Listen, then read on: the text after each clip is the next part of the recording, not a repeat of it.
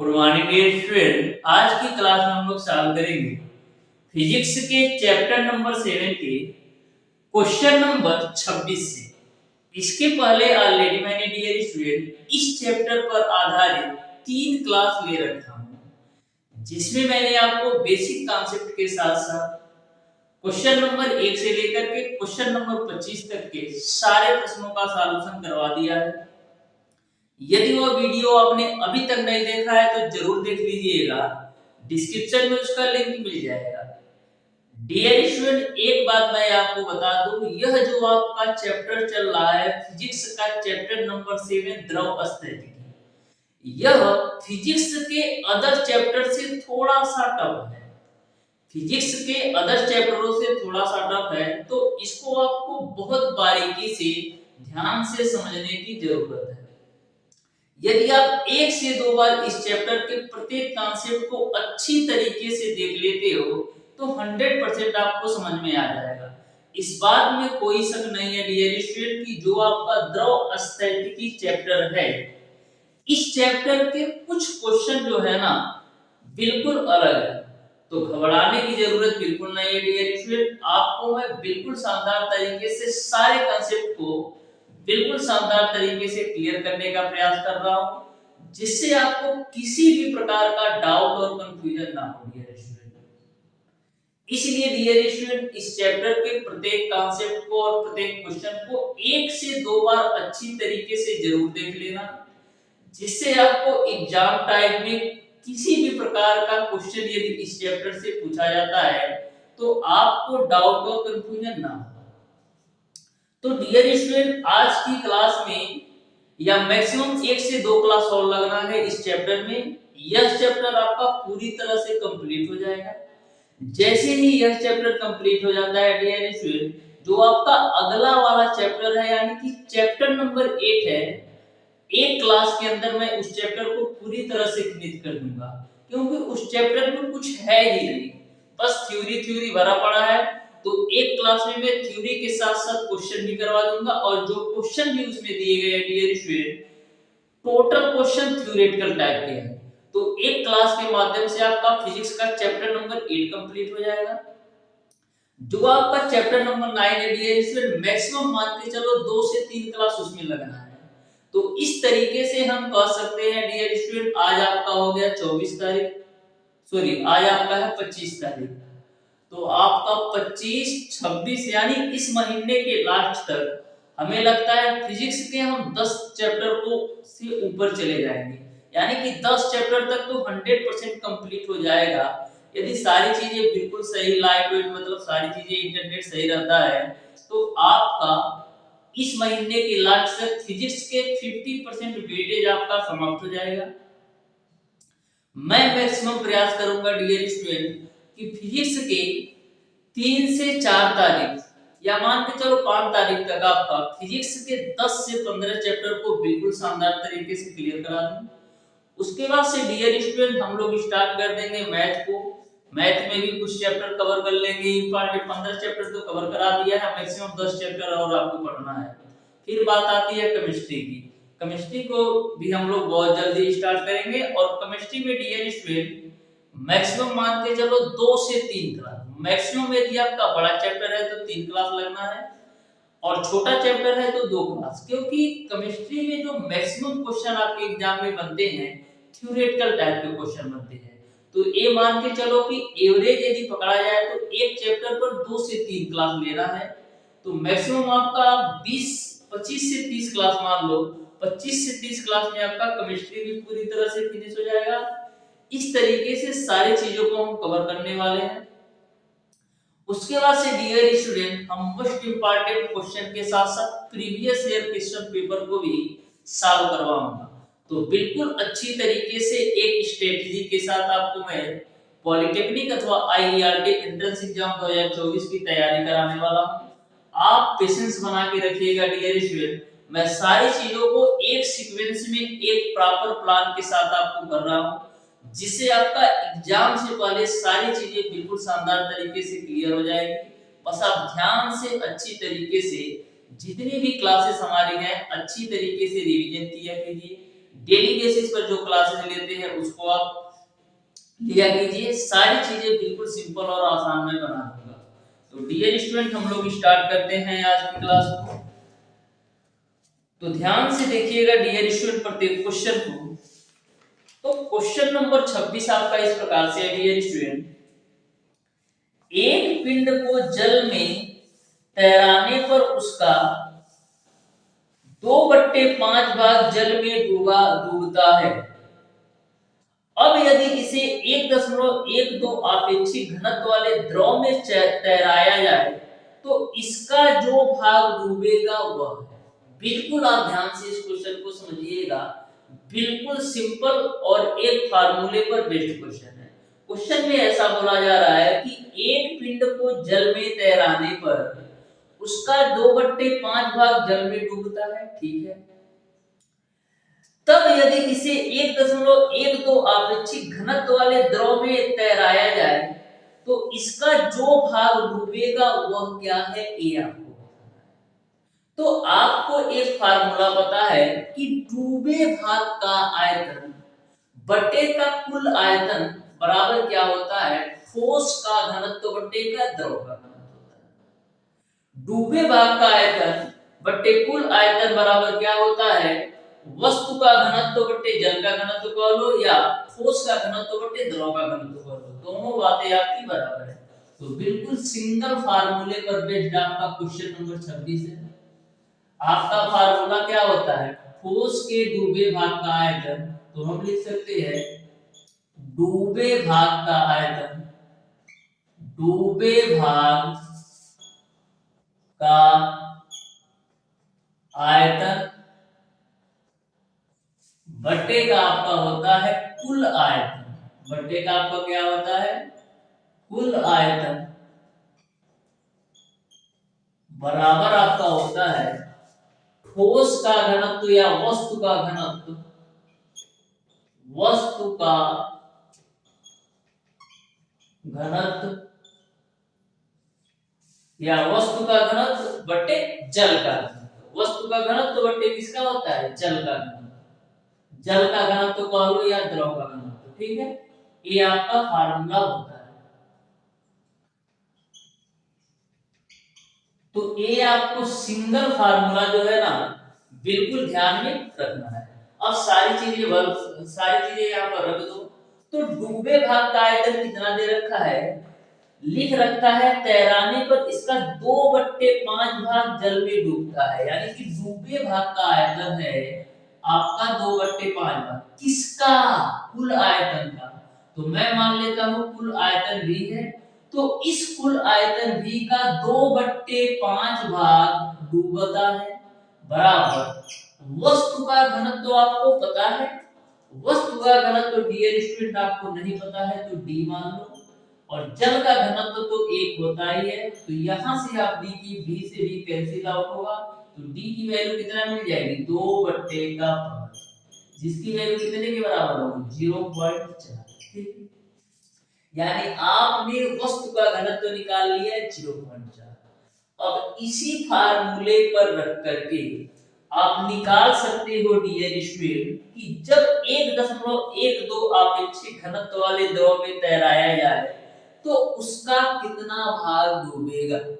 जब 1.12 आपेक्षिक घनत्व वाले द्रव में तैराया जाए तो उसका कितना भाग डूबेगा।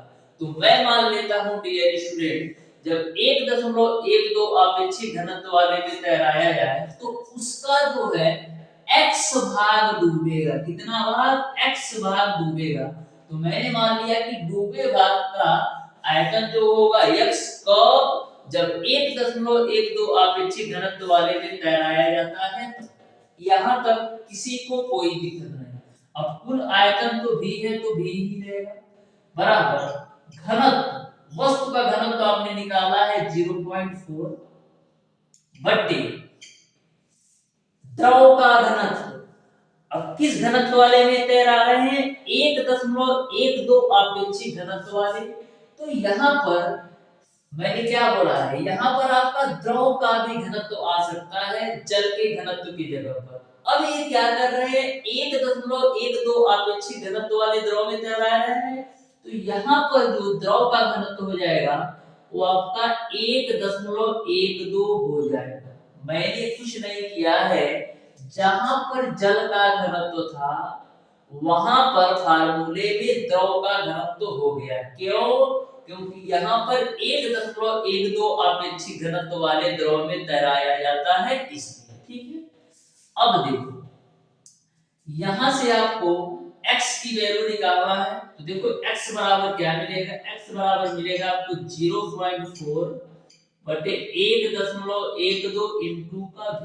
ठीक है, अब ऊपर नीचे हम करेंगे क्या? 100 से गुणा कर देंगे। तो जब 100 से गुणा करोगे तो क्या मिलेगा? 40 बट्टे का 112 भी।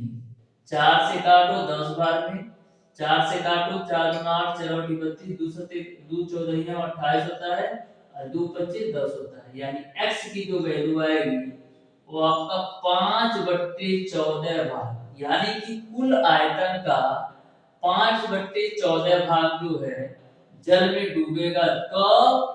जब 1.12 अपेक्षित घनत्व वाले में तैराएंगे तब। इस तरीके से डियर स्टूडेंट क्वेश्चन नंबर 26 का ऑप्शन नंबर सी सही हो जाएगा। देखिएगा डियर स्टूडेंट नेक्स्ट क्वेश्चन जो कि बहुत ही सिंपल और आसान सा क्वेश्चन है, और सबसे बड़ी बात है डियर स्टूडेंट इसी फार्मूले पर बेस्ड क्वेश्चन है। मैक्सिमम आपको इस चैप्टर में डियर स्टूडेंट 4 से 5 फार्मूले ध्यान में रखना है।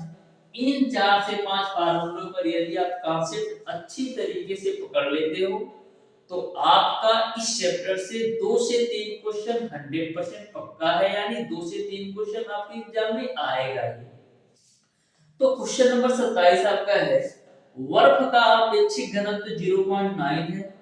जल में तैरते समय एक बर्फ का शिला का जो भाग डूबा रहेगा वह है, 2 भाग डूबा रहेगा वह है। तो आपने फार्मूला क्या पढ़ रखा है कि डूबे भाग का आयतन बट्टे कुल आयतन बराबर होता है वस्तु का घनत्व बट्टे जल का घनत्व। जल के घनत्व की जगह पर हम द्रव का भी घनत्व ले सकते हैं। तो यहाँ पर डियर स्टूडेंट हमको क्या निकालना है? डूबा रहेगा, यानी कि डूबे भाग का आयतन हमको निकालना है। तो सबसे पहले डूबे भाग का आयतन मैं मान लेता हूँ x है और कुल आयतन मैं मान लेता हूँ v है। यहाँ पर वस्तु का घनत्व कितना दे रखा है? वस्तु के जगह पर क्या है? वर्फ। तो वर्फ का अपेक्षित घनत्व आपका है 0.9 और जल का अपेक्षित घनत्व कितना? 1 होता है, तो इसको मैं 1 लिख देता हूं जिसका कोई मतलब नहीं। तो x बराबर आपको मिल जाएगा 0.9 जी। तो x बराबर हम क्या लिख सकते हैं? 9/10 जी, यानी कि कुल आयतन का 9/10 भाग जो है डूबा रहेगा। इस तरीके से क्वेश्चन नंबर 27 का ऑप्शन नंबर डी सही हो जाएगा। क्वेश्चन नंबर 27 का ऑप्शन नंबर डी सही हो जाएगा कि कुल आयतन का 9/10 भाग डूबा रहेगा। देखिएगा डियर स्टूडेंट क्वेश्चन नंबर 28 को भी, जो कि बहुत ही सिंपल और आसान सा हेवी क्वेश्चन है। बिल्कुल सिंपल और आसान सा ये क्वेश्चन है। बस क्वेश्चन को 2-4 लाइन लिख करके आपको कंफ्यूज किया है। बिल्कुल सिंपल क्वेश्चन है, ध्यान से देखना। बोला है बर्फ तथा समुद्री जल के घनत्व क्रमशः 0.92 तथा 1.026 एक घनाकार बर्फ के ब्लॉक जिसकी प्रत्येक भुजा 30 मीटर है को तैराने के लिए जल की कितनी गहराई की आवश्यकता होगी, ये आपको बताना है। तो जो आपका क्वेश्चन नंबर 28 है उत्प्लावन बल पर आधारित क्वेश्चन है, तो ध्यान से देखना। बर्फ तथा समुद्री जल के घनत्व क्रमशः 0.92 तथा 1.026 है। एक घनाकार बर्फ के ब्लॉक जिसकी प्रत्येक भुजा 30 मीटर है को तैराने के लिए जल की कितनी गहराई की आवश्यकता होगी, ये आपको बताना है। तो सबसे पहले हम करेंगे क्या कि जो आपका घनाकार बर्फ है उसका क्षेत्रफल मैं मान लेता हूं a है, ऊंचाई l है और घनत्व आपका d है। जो आपका घनाकार बर्फ का टुकड़ा है इसका मैं मान लेता हूं कि क्षेत्रफल a है, लंबाई L है और इसका जो घनत्व है वो आपका D है। लंबाई का हो चाहे ऊंचाई का हो, दोनों बातें सेम है, ठीक है। तो यहाँ पर आपका उत्प्लावन बल बराबर क्या हो जाएगा?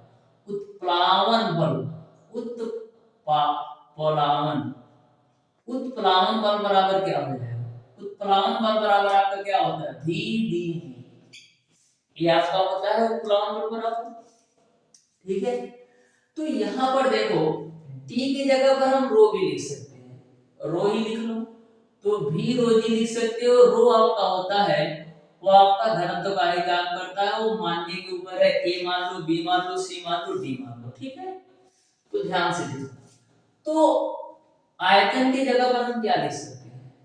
आयतन बराबर क्या होता है? लंबाई गुणे चौड़ाई गुणे ऊंचाई। तो लंबाई गुणे चौड़ाई को हम क्या लिख सकते हैं? एरिया में लिख सकते हैं, क्योंकि एरिया बराबर क्या होता है? लंबाई गुणे चौड़ाई।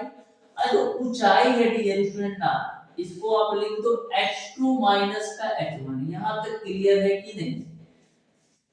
आपका जो वॉल्यूम होता है, जो आयतन होता है, वो लंबाई गुणे चौड़ाई गुणे ऊंचाई होता है। तो लंबाई गुणे चौड़ाई तो आपका a के बराबर हो गया, क्योंकि क्षेत्रफल बराबर लंबाई गुणे चौड़ाई होता है, और ऊंचाई में आपका h2 माइनस h1 हो गया। रो को आप रो ही रखो और इनटू का जी। यहां तक किसी को दिक्कत? कोई दिक्कत नहीं। अब बात करते हैं ये जो आपका रो है डियर स्टूडेंट, ये क्या है? तो इन्होंने बर्फ तथा समुद्री जल के घनत्व दे रखा है। तो जो आपका रो है ये आपका किसका घनत्व है? जल का घनत्व। किसका? वाटर का घनत्व। तो उत्प्लावन बल की वैल्यू आपने ए निकाल लिया। अब देखो, तो यह जो उत्प्लावन बल होगा, यानी कि जो आपका जल का उत्प्लावन बल होगा, वो वर्ग के उत्प्लावन बल के बराबर होगा। तो वर्ग का उत्प्लावन बल भी VdG होगा। तो VdG के जगह पर हम कहा लिख सकते हैं? VdG के जगह पर यहां पर भी हम लिख सकते हैं A इंटू का L, A इंटू का L और इंटू का इसका घनत्व मैं मान लेता हूं D, वर्ग का घनत्व मैं मान लेता हूं D, और इंटू का G। यहां तक किसी को कोई दिक्कत नहीं होना चाहिए। उत्प्लावन बल बराबर V रो जी, और मैंने V की जगह पर A गुणे H2 माइनस H1 और रो इंटू G। ये जो रो आपका रो है वो वाटर का घनत्व है, और A जो आपका D है ये वर्ग का घनत्व है। यहां तक सबको क्लियर है? अब देखो AG से AG खुपचा में चला जाएगा, AA से A आपका खुपचा में चला जाएगा, ठीक है ना हो। अब सारी वैल्यू रख दो। तो लंबाई की वैल्यू कितना दे रखा है? लंबाई की वैल्यू आपको दे रखा है 30 मीटर, तो रो 30 मीटर रख दिया। अब वर्ग का घनत्व आपको कितना दे रखा है? वर्ग का घनत्व आपको दे रखा है 0.92 बराबर H2 माइनस H1 की वैल्यू आपको निकालना है, तो H2 माइनस H1 मैंने निकाल लिया। रो की वैल्यू यानी वाटर का घनत्व आपको दे रखा है 1.026, 1.026, ठीक है। तो यहां से आपका H2 माइनस का H1 की वैल्यू कितनी मिल जाएगी? 30 गुणे 0.92 बट्टे का 1.026। अब गुणा कराओ, तो देखो 3 से गुणा कराओ, 3 दूना 6 और 3 नवा 27, ठीक है ना हो। एक जीरो है तो जीरो डालो, 3 दूना 6, 3 नवा 27, कितने अंक पे दशमलव? 2 अंक पे दशमलव, यानी कि 27.60 आएगा। 1.026 से भाग दे दो तो कितना आएगा? 26.96 के राउंड आएगा। इस तरीके से डियर स्टूडेंट क्वेश्चन नंबर 28 का ऑप्शन नंबर बी सही हो जाएगा। बिल्कुल सिंपल सा ये भी क्वेश्चन था, उत्प्लावन बल पर बेस्ड क्वेश्चन था। अब देखिएगा डियर स्टूडेंट क्वेश्चन नंबर 29, जो कि बहुत ही बेहतरीन, सिंपल और आसान सा ये भी क्वेश्चन है। आप ध्यान से देखिएगा तो बिल्कुल अच्छी तरीके से समझ में आएगा। तो क्वेश्चन नंबर 29 आपका है डियर स्टूडेंट, तीन द्रवों के घनत्व 2:3:5 के अनुपात में है। द्रव के समान भारों को मिलाने पर प्राप्त मिश्रण का आपेक्षिक घनत्व सबसे हल्के द्रव के घनत्व का कितना भाग होगा ये आपको बताना है। तो ध्यान से पहले क्वेश्चन को समझो। बोला है तीन द्रवों के घनत्व 2:3:5 के अनुपात में है। द्रव के समान भागों को मिलाने पर प्राप्त मिश्रण का आपेक्षिक घनत्व सबसे हल्के द्रव के घनत्व का कितना भाग होगा ये आपको बताना है। तो ध्यान से समझना। सबसे पहले डियर स्टूडेंट मैं मान लेता हूं कि प्रत्येक द्रव में x भाग को मिलाया जाता है। सबसे पहले मैं मान लेता हूं डियर स्टूडेंट कि प्रत्येक द्रव में x भाग जो है मिलाया जाता है। तो प्रत्येक द्रव में जब x भाग आप मिलाएंगे तो क्या हो जाएगा? तो प्रत्येक द्रव में x भाग मिलाएंगे तो पहले के लिए आपका x/2 हो जाएगा, दूसरे के लिए आपका x/3 हो जाएगा और तीसरे के लिए x/5 हो जाएगा। क्यों? क्योंकि 2:3:5 के अनुपात में है। तो प्रत्येक द्रव में जब x भाग मिलाएंगे तो इसका जो रेशियो हो जाएगा x/2 + x/3 + x/5। यहाँ पर जो एलसीएम आएगा वो आपका आएगा 30। ठीक है, तो 2 15 30 यानी 15x यहाँ पर मिलेगा, प्लस का 3 30 तो 10x यहाँ पर मिलेगा, प्लस का 5 30 तो 6x यहाँ पर मिलेगा। तो फाइनली आपको कितना मिल जाएगा? 31x/30। 31x/30 जो है ना ये आपका मिल गया। ठीक है, अब देखिएगा मिश्रण का कुल भार कितना हो रहा है, टोटल वेट ऑफ मिक्सचर कितना हो रहा है। टोटल वेट ऑफ मिक्सचर, तो टोटल वेट ऑफ मिक्सचर कितना हो रहा है? तो मैंने मान लिया कि हम x मात्रा में जो है द्रव के भार को मिलाया जाता है, तो x इसका और x इसका कितना आ जाएगा? 3x जो है हम मिला रहे हैं। यहां तक किसी को कोई दिक्कत नहीं है। आपको निकालना क्या है? मिश्रण का आपेक्षिक घनत्व। तो मिश्रण का आपेक्षिक घनत्व बराबर क्या हो जाएगा? तो घनत्व बराबर क्या होता है? द्रव्यमान बट्टे का आयतन। घनत्व बराबर क्या होता है? द्रव्यमान बट्टे का आयतन। तो द्रव्यमान आपका टोटल कितना निकला है? 3x और आयतन आपने निकाला है 31x/30। ठीक है ना? वो गलत है। द्रव्यमान बराबर घनत्व, घनत्व बराबर द्रव्यमान बट्टे का आयतन। ठीक तो है, घनत्व बट्टे का आयतन, तो ये आपका x से x कैंसिल, तो फाइनली आपको मिल जाएगा 90/31। यानी कि जो आपका मिश्रण का आपेक्षिक घनत्व होगा वो आपका 90/31 हो जाएगा। क्यों? क्योंकि घनत्व बराबर द्रव्यमान बट्टे आयतन, तो टोटल जो द्रव्यमान था वो आपका 3x था और जो टोटल आयतन था 31/31 था। मैंने सॉल्व किया तो 90/31 आ गया। यानी क्वेश्चन नंबर 29 का ऑप्शन नंबर ए सही हो जाएगा। देखिएगा डियर स्टूडेंट नेक्स्ट क्वेश्चन जो कि बहुत ही बेहतरीन और सिंपल और आसान सा ये भी क्वेश्चन है। ऐसा क्वेश्चन ऑलरेडी मैंने आपको सॉल्व करवा दिया है। जो आपका क्वेश्चन नंबर 26 और क्वेश्चन नंबर 27 था, दोनों ही question dear student question number 30 की तरह है। ध्यान से देखिए, बोला है एक 0.75 आपेक्षिक घनत्व वाली वस्तु का 500 सेंटीमीटर क्यूब आयतन में डूबा रहता है। यदि द्रव का आपेक्षिक घनत्व 1.02 हो तो वस्तु का कुल आयतन कितना होगा ये आपको बताना है। वस्तु का कुल आयतन कितना होगा ये आपको बताना है। तो आपने फार्मूला पढ़ रखा है कि वस्तु के डूबे भाग का आयतन बटे का कुल आयतन बराबर वस्तु का घनत्व बटे जल का। वस्तु के डूबे भाग का आयतन बटे कुल आयतन बराबर वस्तु का घनत्व बटे जल का घनत्व। तो वस्तु के डूबे भाग का आयतन इस क्वेश्चन में दे रखा है 500।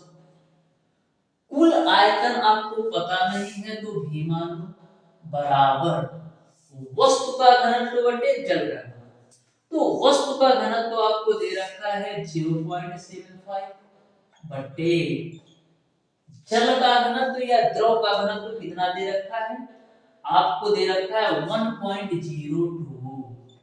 इसी को सॉल्व कर लो तो 0.75 भी बराबर आपको मिल जाएगा 500 गुणे 1.02। अब देखो ए दो जीरो से ए दशमलव खत्म हो जाएगा तो भी बराबर आपको क्या मिल जाएगा 5 गुणे 102 बटे का 0.7। ठीक है, अब इस भी दशमलव को हटा दो, कैलकुलेशन सिंपल हो जाएगा। तो 5 गुणे 102, ऊपर नीचे हम 100 से गुणा करेंगे तो ऊपर 100 से गुणा करोगे और नीचे 100 से गुणा करोगे तो दशमलव हटेगा। 25 तिया 75, 25 चौका 100, ठीक है ना हो।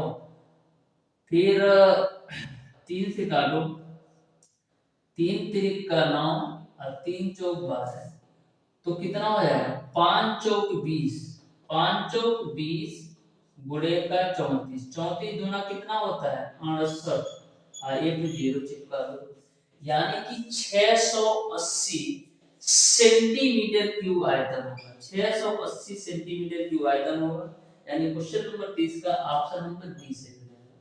तो देख लो कितना सिंपल सा कॉन्सेप्ट है, और हमेशा ध्यान में रखना कभी भी कैलकुलेशन इस तरीके से दिया जाए तो सबसे पहला प्रयास आपका होना चाहिए कि कैलकुलेशन को सिंपल बनाना है। देखिएगा डियर स्टूडेंट क्वेश्चन नंबर 31 को भी, जो कि बहुत ही सिंपल और आसान सा यही क्वेश्चन है। कैलकुलेशन में बिल्कुल मिस्टेक मत कीजिएगा। यदि आपको सारी चीजें भी पता है, सारे कॉन्सेप्ट भी पता है, यदि आप कैलकुलेशन में थोड़ा सा मिस्टेक कर देंगे ना तो आपका पूरा किया कराया गलत हो जाएगा। तो हमेशा ध्यान में रखिएगा, कैलकुलेशन को सिंपल बनाने का प्रयास करिएगा, जिससे आप सिंपल स्टेप में 100% एक्यूरेसी के साथ किसी भी क्वेश्चन के आंसर को ला सकते हैं। तो क्वेश्चन नंबर 31 आपका है डियर स्टूडेंट, एक धातु के खोखले आभूषण का भार 288.5 किग्रा तथा वह 0.03 मीटर क्यूब आयतन पानी हटाता है। यदि धातु का अपेक्षित घनत्व 10.5 तथा पानी का घनत्व 1 गुणे 10⁻³ किग्रा प्रति मीटर क्यूब हो तो खोखली जगह का आयतन मीटर क्यूब में क्या होगा, ये आपको बताना है। खोखली जगह का आयतन मीटर क्यूब में क्या होगा, ये आपको बताना है। तो बिल्कुल सिंपल सा कॉन्सेप्ट है डियर स्टूडेंट। यहाँ पर ये बात कर रहे हैं आभूषण का, तो ऐसे कंडीशन में आभूषण का आयतन निकाल लो। अब बात आती है आयतन क्या होता है। तो देखो आपने पढ़ रखा है घनत्व बराबर क्या होता है, द्रव्यमान बटे का आयतन। तो यहां से आयतन बराबर क्या मिलेगा, द्रव्यमान बटे का घनत्व, यानी कि आयतन बराबर क्या मिलेगा, द्रव्यमान बटे घनत्व, या द्रव्यमान बराबर आपको क्या मिलेगा, घनत्व गुणे का आयतन। यानी कि आभूषण का जो द्रव्यमान होगा वो बराबर होगा ठोस के आयतन गुणे घनत्व के। जो आभूषण का द्रव्यमान होगा वो किसके बराबर होगा, ठोस के आयतन गुणे घनत्व के। तो आभूषण का द्रव्यमान आपको पता है, आभूषण का द्रव्यमान आपको पता है 288.5। आभूषण का द्रव्यमान बराबर ठोस का आयतन गुणे घनत्व। तो ठोस का आयतन तो निकालना है, और घनत्व आपको कितना दे रखा है, घनत्व आपको दे रखा है 10.5 गुणे 10⁻³। ठीक, तो यहां से आप g की वैल्यू निकाल लो, कितना आएगा 288.5 बटे का 10.5 गुणे 10⁻³। तो v की वैल्यू आप सॉल्व कर लीजिएगा, आएगा आपका 0.0275 मीटर क्यूब। ठीक है, ये आपका आंसर है। इस तरीके से क्वेश्चन नंबर 31 का ऑप्शन नंबर बी सही हो जाएगा। ठीक है, जो आपका डियर स्टूडेंट क्वेश्चन नंबर 32 है, थोड़ा सा कंफ्यूजन टाइप का क्वेश्चन है। इस क्वेश्चन को मैंने डियर स्टूडेंट बहुत अच्छी तरीके से समझा है और देखा है। इस क्वेश्चन में डियर स्टूडेंट कहीं ना कहीं क्वेश्चन में थोड़ा सा मिसप्रिंट लग रहा है, इसलिए डियर स्टूडेंट क्वेश्चन नंबर 32 को मैं अभी टच नहीं कर रहा हूं, यानी कि इस क्वेश्चन पर बात अभी हम लोग नहीं करेंगे। तो देखिएगा डियर स्टूडेंट क्वेश्चन नंबर 33 को, जो कि बहुत ही बेहतरीन, बहुत ही सिंपल, बहुत ही लाजवाब है। बोला है यदि पीतल के 80% तांबा तथा 20% जस्ता भार से तांबे का घनत्व 8.9 ग्राम प्रति सेंटीमीटर क्यूब तथा जस्ते का घनत्व 7.1 ग्राम प्रति सेंटीमीटर क्यूब हो, तो पीतल का घनत्व क्या होगा, ये आपको बताना है। बहुत ही बेहतरीन क्वेश्चन ये भी है, ध्यान से समझिएगा। बोला है कि पीतल में 80% हम तांबा लेते हैं और 20% जस्ता लेते हैं। यदि आपको बोला है तांबे का घनत्व 8.9 ग्राम प्रति सेंटीमीटर क्यूब हो और जस्ते का घनत्व 7.1 ग्राम प्रति सेंटीमीटर क्यूब है, तो पीतल का घनत्व क्या होगा, ये आपको बताना है। तो सबसे पहले हम करेंगे क्या करेंगे, पीतल में 80% तांबा है और 20% जो है क्या है, जस्ता है। तो सबसे पहले मैं मान लेता हूं डियर स्टूडेंट की जो पीतल का भार है, जो पीतल की मात्रा है, वो मैं मान लेता हूं डियर स्टूडेंट की 100 ग्राम है। मैंने मान लिया कि जो पीतल की मात्रा है वो आपका 100 ग्राम है।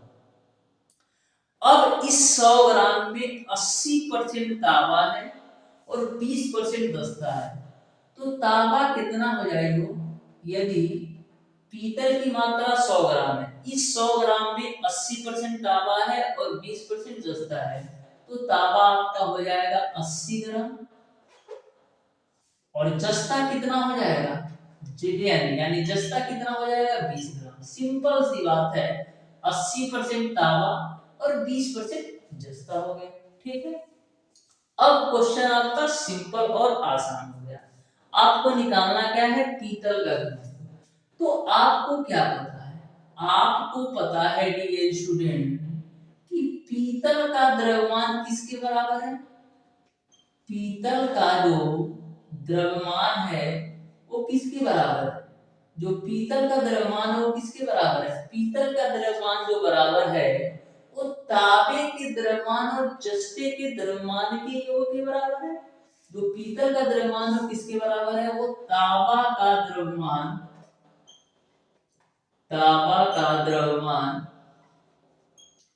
प्लस का जस्ते का द्रव्यमान के बराबर है, क्योंकि तांबा और जस्ता मिलकर के तो ही पीतल से बन रहे हैं। यानी कि पीतल के 100 ग्राम में 80 ग्राम तांबा है और 20 ग्राम जस्ता है। हम कह सकते हैं कि जो पीतल का द्रव्यमान है वो बराबर है तांबे के द्रव्यमान और जस्ते के द्रव्यमान के योग के। अब द्रव्यमान बराबर होता क्या है, द्रव्यमान बराबर आपका होता क्या है डियर स्टूडेंट, तो द्रव्यमान बराबर आपका होता है डियर स्टूडेंट, क्या होता है, घनत्व गुणे का आयतन। यानी कि पीतल का जो द्रव्यमान होगा वो किसके बराबर होगा, पीतल के घनत्व गुणे का आयतन के, पीतल के घनत्व गुणे का आयतन के। तो यहाँ पर आपका पीतल का घनत्व आपको पता नहीं है, ठीक है ना, पीतल का घनत्व आपको पता नहीं है, या तो क्या करो ना यार, यहाँ पर आयतन ही ले लो, क्योंकि आयतन लोगे ना तो आपको घनत्व और द्रव्यमान से रिलेशन मिल जाएगा। ये आयतन कर लो, हम क्या कर लेते हैं, पीतल के आयतन को बराबर कर लेते हैं तांबे का आयतन प्लस का जस्ते का आयतन, इसको आप आयतन ही कर लो, सिंपल हो जाएगा। ठीक है, आयतन, ठीक है। यहां तक आपको क्लियर है कि जो आपका पीतल का आयतन है वो बराबर है तांबे के आयतन और जस्ते के आयतन के योग के, क्योंकि तांबा का आयतन और जस्ता का आयतन योग करके ही तो पीतल का आयतन बनता है। अब आयतन बराबर क्या होता है, आयतन बराबर आपका होता है द्रव्यमान बटे घनत्व, यानी कि जो पीतल का आयतन होगा वो बराबर होगा पीतल के द्रव्यमान बटे पीतल के घनत्व के। तो पीतल का द्रव्यमान कितना है, पीतल का द्रव्यमान आपका है 100 ग्राम बटे पीतल का घनत्व तो नहीं पता है तो डी मान लो बराबर तांबा का आयतन बराबर क्या होगा, तांबा का आयतन बराबर होगा तांबा का द्रव्यमान बटे तांबा का घनत्व। तो तांबा का द्रव्यमान आपका है 80 और तांबा का घनत्व आपको दे रखा है 8.9 प्लस का जस्ता का यानी कि जिंक का द्रव आयतन बराबर क्या होगा जिंक का द्रव्यमान बटे जिंक का घनत्व। तो जिंक का द्रव्यमान आपको दे रखा है 20 ग्राम और जिंक का घनत्व आपको कितना दे रखा है जिंक का घनत्व आपको दे रखा है 7.1 पास। आपका क्वेश्चन सॉल्व हो गया। तो यहां से आपको डी की वैल्यू ज्ञात करना है, ठीक है। तो देख लो 100 बट्टे का डी बराबर 80 में 8.9 से भाग दो तो कितना आएगा 80 में 8.9 से भाग दोगे मान लो ये 9 रहता तो 9 बार में जाता लेकिन एक कम है तो 8.9 के राउंड आएगा 8.9 ठीक है। यदि यह 9 रहता ना तो 9 बार में जाता लेकिन 8.9 है तो आपका ये मान के चलो का आपका 8.9 बार में जाएगा, ठीक है। प्लस का अब देखो 7.1 से 20 को काटना है तो यदि 21 रहता तो 3 के आसपास जाता लेकिन 21 से कम यानी 20 है तो ये आपको कितना 2.81 बार में जाएगा, ठीक है। तो यहां से आपका 100 बट्टे का डी बराबर कितना मिल जाएगा जोड़ दो तो देखो 9 1 10 को 0 यहाँ पर 0 बढ़ा लेना कोई चक्कर नहीं, ठीक है।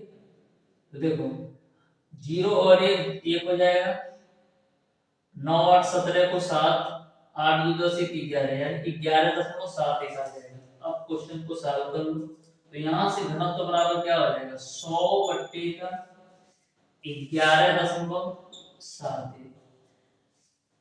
अब यहाँ पर भी चक्कर पड़ रहा है।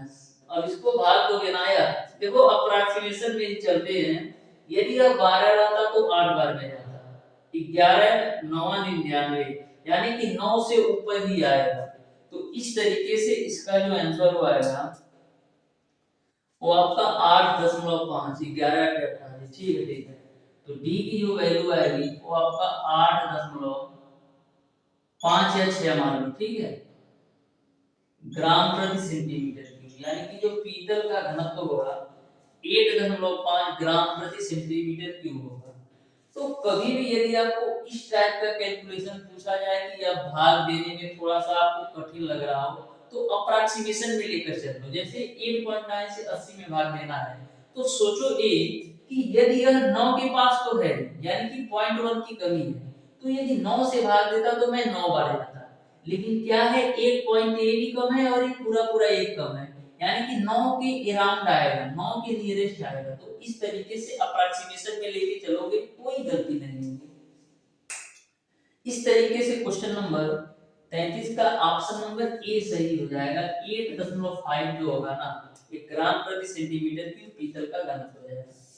देखिएगा डियर स्टूडेंट लास्ट के दो क्वेश्चन जो कि आपका क्वेश्चन नंबर 34 है और क्वेश्चन नंबर 35 है। तो क्वेश्चन नंबर 34 में मैं आपको कॉन्सेप्ट भी बताऊंगा, आप ध्यान से देख लेना। डियर स्टूडेंट बिल्कुल अच्छी तरीके से समझना, कॉन्सेप्ट बहुत ही सिंपल है। क्वेश्चन नंबर 34 आपका है 200 ग्राम का एक पिंड जल में डुबाने पर 250 ग्राम जल विस्थापित करता है तो पिंड को जल में स्वतंत्र छोड़ देने पर पिंड। तो ध्यान से समझो 200 ग्राम का एक पिंड है, ठीक है, इसको हम जल में जब डुबाते हैं तो यह जो है 250 ग्राम जल को विस्थापित करता है। जैसे मान लो मेरे हाथ में पानी है, ठीक है, इसमें हम 250 ग्राम का कोई वस्तु डालते हैं तो यह जो वस्तु है ना 250 ग्राम जल को विस्थापित कर देता है यानी कि अपनी वेट से ज्यादा जल को विस्थापित कर देता है। कहने का मतलब ये है कि जो आपका वस्तु का भार है उससे कहीं ज्यादा आपका उत्प्लावन बल F की वैल्यू है। तो कंडीशन यहाँ पर 3 बनता है। पहला कंडीशन ये बनता है डियर स्टूडेंट यदि आपका वस्तु का भार उत्प्लावन बल से कम हो। यहाँ पर क्या हो रहा है जो आपका वस्तु का भार है वो आपका केवल और केवल 200 ग्राम है। लेकिन इस पर जो बल लग रहा है, इस पर जो भी पानी विस्थापित कर रहा है वस्तु जो है वो आपका 250 ग्राम कर रहा है। यानी कि जो आपका 200 ग्राम का वस्तु है ना, वो 250 ग्राम पानी को विस्थापित कर रहा है। यानी कि जो F की वैल्यू है W से बड़ा है। तो ऐसे कंडीशन में जो आपकी वस्तु होगी पानी के अंदर आंशिक रूप से डूबी रह करके तैरेगी। हमेशा ध्यान में रखिएगा, यदि वस्तु द्वारा विस्थापित किया गया द्रव्यमान वस्तु के द्रव्यमान से ज्यादा हो तो ऐसे कंडीशन में जो आपकी वस्तु होगी पानी में आंशिक रूप से डूबी रह करके तैरेगी। दूसरा कंडीशन ये बनता है डियर स्टूडेंट, यदि आपका वस्तु का भार वस्तु द्वारा विस्थापित किए गए द्रव का भार दोनों बराबर हो जाए, यानी कि जितना आपका वस्तु का भार है और जितना इन्होंने द्रव को विस्थापित किया है उसका भार है, दोनों भार बराबर हो तो ऐसे कंडीशन में जो आपकी वस्तु है पानी के अंदर डूब करके भी तैरेगी। पानी के अंदर डूब करके भी तैरेगी। तीसरा कंडीशन ये बनता है, जब W का मान ही अधिक हो जाए F से, तो इसका कंडीशन ये बनता है डियर स्टूडेंट कि जब आपके वस्तु का भार अधिक हो जाए इसके विस्थापित किए गए पानी से भी, यानी कि यदि आपका इस वस्तु का भार यदि आपका 200 ग्राम हो जाए और जो ये पानी विस्थापित कर रहा है 150 ग्राम ही रह जाए, यानी कि अपने भार से कम यदि पानी विस्थापित करता है तो ऐसे कंडीशन में जो आपकी वस्तु होगी डूब जाएगी। तीनों ही कंडीशन आपको समझ में आ गया होगा, बिल्कुल अच्छी तरीके से मैंने बता दिया है। पहला कंडीशन एक आता है, यदि आपका वस्तु का भार विस्थापित किए गए पानी की भार से कम हो, यदि वस्तु का भार विस्थापित किए गए पानी के भार से कम हो तो ऐसे कंडीशन में जो आपकी वस्तु होगी पानी के अंदर आंशिक रूप से डूबी रह के तैरेगी। यदि वस्तु का भार विस्थापित किए गए द्रव के भार के बराबर हो तो ऐसे कंडीशन में पानी के अंदर डूब कर तैरेगी। यदि आपका वस्तु का भार अधिक हो विस्थापित किए गए भार से भी तो ऐसे कंडीशन में जो आपकी वस्तु होगी ना डूब जाएगी। देखिएगा डियर स्टूडेंट क्वेश्चन नंबर 35 को, तालाब में तैरती नाव में बहुत बड़ा पत्थर रखा है, ठीक है।